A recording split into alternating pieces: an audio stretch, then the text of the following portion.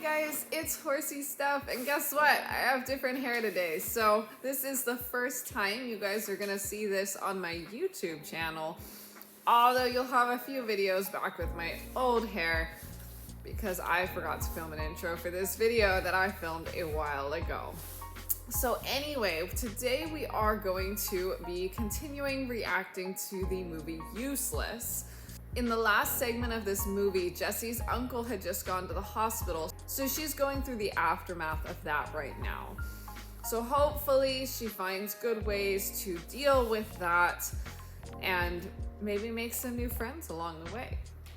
If you guys could go ahead and hit that like button and comment down below, that would help me out a lot. And let's go ahead and jump on in and see how she's doing. We had another race planned. I still want to. I think I need to. I totally get that need and desire to compete, even though her uncle is now in the hospital and kind of things are falling apart for her. Barrel racing is the one thing that can be a constant in her life, from when her mother passed away and moving in with her aunt and uncle. The barrel racing is the one thing that really has been able to be consistent and be something for her to pour herself into to distract herself from all of the pain and suffering she's going through. So I totally see how now that her uncle's in the hospital, she wants to dig in even deeper and really throw herself into barrel racing. So of course she still wants to go to the barrel race and continue competing her horse and trying, to make him as good a horse as she can make him. It's something I would probably do too, and I'm not saying you want to necessarily distract yourself from pain and suffering and grief all the time. Sometimes sitting with all those big emotions is really good as well and can help you get through them and move on from them. But right now she's been through so much. I think it's just overwhelming for her. So having something to kind of distract her that she really does love is going to make it easier for her to get through things. And again, this is a child. Like, she's in high school, I believe. So she's not a full adult where she can deal with things as well as you would expect an adult to deal with things. For a high schooler, she is extremely mature, but it is still so much for a high schooler. It's so sweet that Kyle was willing to help her, drive her to this barrel race and support her in this venture. I think he really does enjoy spending time with her, and it's really a sweet gesture because she wasn't very comfortable driving the truck and trailer. It kind of puts her in an awkward situation. Do I do something I'm uncomfortable with in order to pursue barrel racing, or do I just not go? So it was great that he could step up to the plate and kind of take her uncle's role of getting her there and supporting her at the barrel race, so she's not doing it all alone, because she's already so alone. And great that she still gets to barrel race and still gets to have something that is so important to her and makes her happy. He just looks happier than as a clam at this barrel race, just chilling tied to the trailer. I wish she'd swung up that saddle just a little bit slower. I do feel like she kind of swung it up and then dropped it on her horse's back. It bothers me when people do that, especially with Western saddles, because they are quite a bit heavier than an English saddle. You wouldn't want something being dropped on top of you, and I'm sure a horse doesn't want that either. It just seems uncomfortable and rude.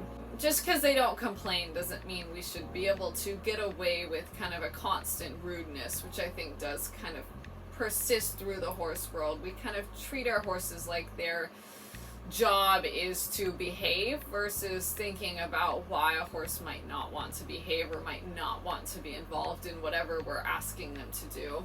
This seems like a bigger barrel race than the last one, just by kind of the stands. The last one, it was just people in chairs outside the arena. It's interesting to me that we're starting this barrel race off with the exact same horse that started the last one off.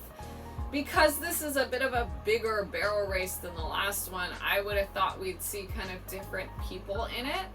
But perhaps it's kind of a local barrel race. Still, people aren't driving really far for it, so you're going to see kind of the same group of people at every barrel race in the area. I don't know how big the barrel racing circuit is here, and certainly if you have a small circuit, you are going to see the same competitors over and over and over again.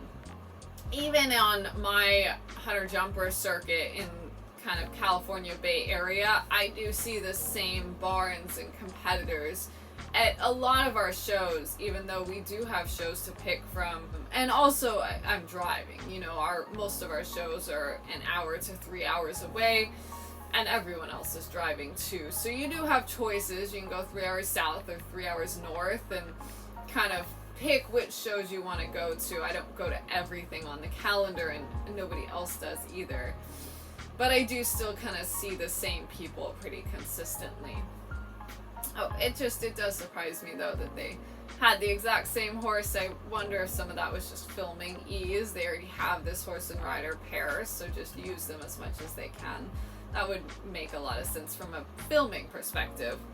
All of these horses and riders seem fairly green to me, which is interesting. I don't know if it's because I just haven't seen a lot of the lower level barrel racing, but they seem really sloppy in their turns, like they're focusing on going fast versus being accurate. I would think even in barrel racing you would want to take your time, be a little slower to be more correct and accurate, and then build up speed later as you can be correct and accurate with more speed. And maybe that's my show jumping experience coming into play. In show jumping, I will always be slow and accurate before fast, and adding the speed in is kind of that last little bit you do when you are really doing well and can control everything that's happening and have a really good clean round. And obviously show jumping is a timed event like barrel racing. I think it lends itself a little bit more to being slow and careful because there are so many other elements to it. You're not just based on speed. You also have to be clean and careful and get over all the obstacles nicely. I mean, not nicely, but you have to get over all of them cleanly, which does take a certain amount of skill, and doing it at speed obviously makes it harder. Although I see a lot of low-level show jumpers that are focused on speed and caring a lot less about their rails and their kind of faults on course, even though those really rack up your points and make it harder to be successful. So this could just be that kind of rookie mistake of not wanting to go slow and do it correctly, wanting to instead just go fast and, you know, let some of the little things go. Now he's getting a little bit jazzed going into the ring. I think that's something that Jesse really needs to address and take care of before that becomes a bigger issue. I don't want my horses to get revved up and excited going in the ring, because I want them to be relaxed and focused. Obviously, speed sports are adrenaline-based sports, so you do want that adrenaline to kick in and that horse to really push, to give it its all. But you don't want him to be anxious and worried and hyped up going in the ring, because he's not going to be focused and he's not going to put in as good a round. He's also wasting his energy kind of fighting with you and getting worked up instead of focused on the task at hand.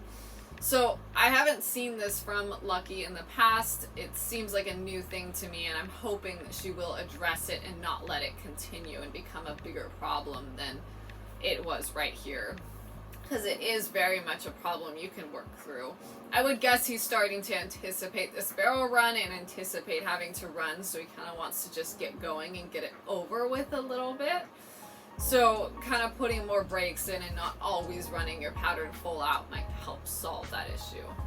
That all being said, this is a really nice tight turn. She's clearly done her homework and is pushing Lucky full out and making a much more successful pass through the barrels than I have seen in the past. I mean, that turn super clean and great speed coming into and out of it. Really well executed from my eyes. Again, I don't barrel race. It's not a sport I'm super familiar with, but definitely a vast improvement over what we've seen in the past from them. Oh, and she knocked the barrel down. I'm not sure why that happened because they didn't really show the barrel coming down. I'm gonna assume that she cut the turn into the third barrel a little bit too quickly and kind of curled into it as she went past.